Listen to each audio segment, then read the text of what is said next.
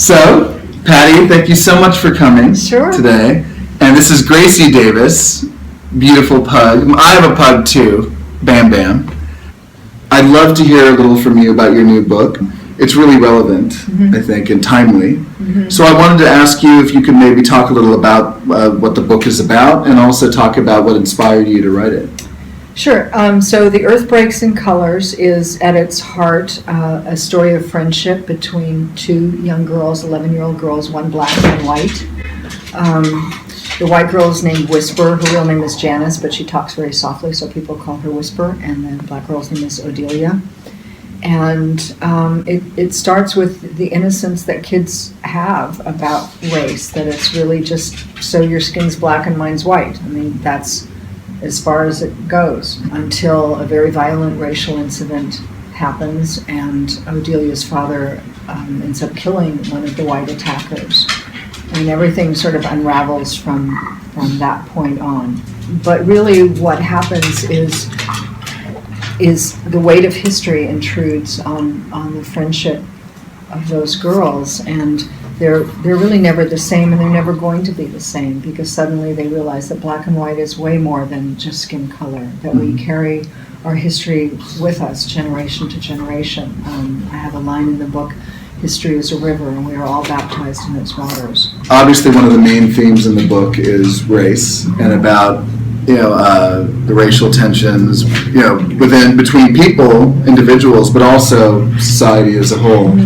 And what I thought was really interesting was that your first book, or not your first book, your last book, I should say, Till Human Voices Wake Us, was not about sexuality, but it was about, it was an exploration of love between two women. What I think is interesting about the way that you talked about that issue, or sexuality, in the book, and the way you talked about race in this book, is you didn't really do it through a political prism. It was from an organic, human place. And I was curious about what inspired you to write about these issues, or how did you go about writing these issues in a way that wasn't political? Because in this day and age, those are two areas that are so polarizing, in a lot of people's minds. They are. I mean, they are. First of all, I hate politics. I speak on issues, but I absolutely hate politics.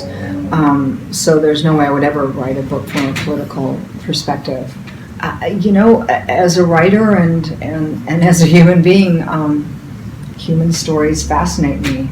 I'm never quite sure where a story comes from. I do know where Till Human Voices Wake Us started. I literally overheard a conversation between two women who were talking about two other women who were sisters-in-law who simultaneously got divorced from their husbands because they fell in love with one another. Oh my God. And then the other woman said, well, were they gay before? And she said, no, they just fell in love with one another. Wow. And I thought, now that is just fascinating. That's a great starting point for a novel. The Earth Breaks in Colors, I really saw the first scene of the book play out in my head, and like a little movie scene, and I had no idea where I was going with it. I just kept following what came to me. I kept following the story.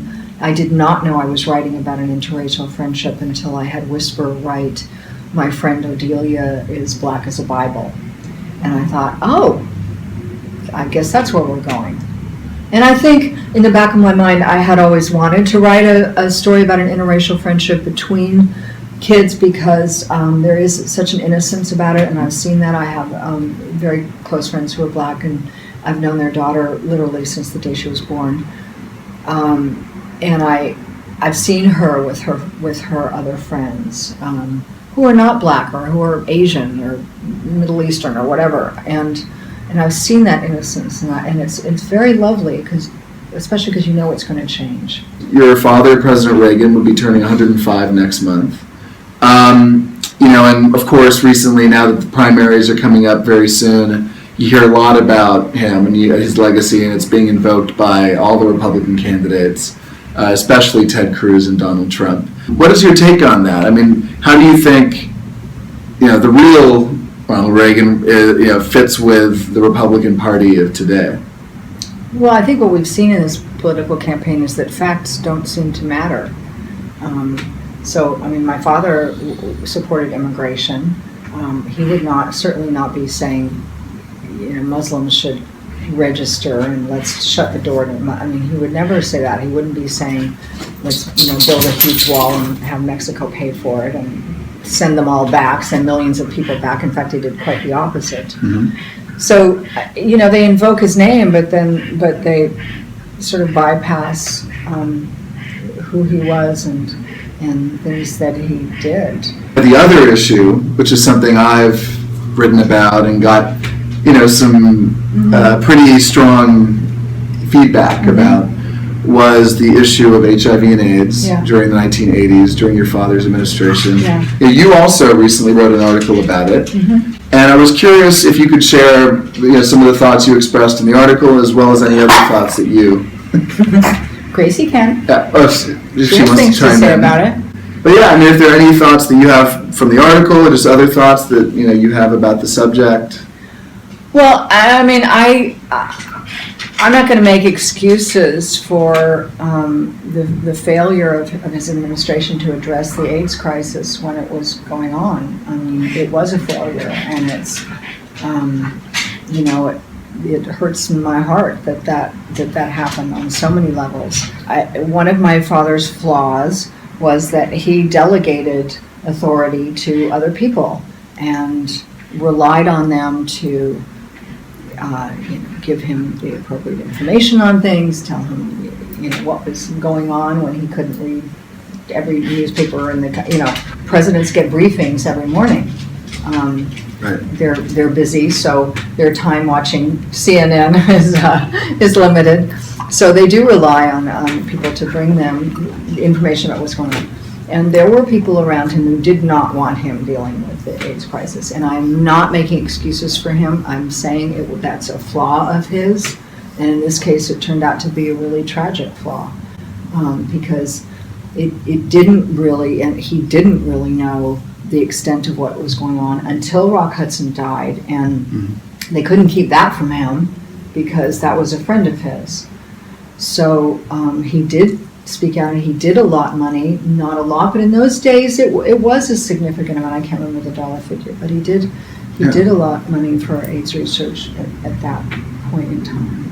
I just think, there were, like you said, there were other people in his administration, no need to name names, but certain people who might have been, eager to try and keep the issue from him because they had their own personal prejudices and opinions about it. And I think also, something you mentioned in your article was the Vanity Fair video of, Larry Speaks in the press room. That was so horrible. It's just for those of you who didn't see it, it was a video that kind of went viral, went around. All these audio recordings from the White House press briefing room with Larry Speaks, who was press secretary at the time, and him making jokes or whatever about... That one reporter who kept trying to get him to speak to the AIDS crisis, they were making jokes and...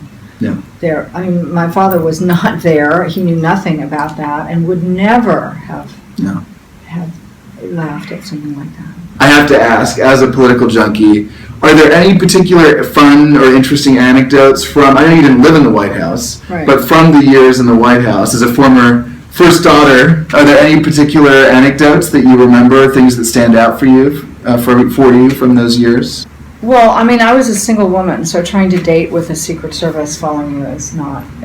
Oh my God. Did you have to have Secret Service here in LA with you?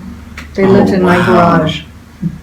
That's incredible. You have to tell them where you're going and how long you think you're going to be there, and then if the night goes on in ways you didn't think it was going to go on, so they would get really kind of ticked off sometimes because it's like, well, we didn't know you were going to stay there all night. I said, well, I didn't either.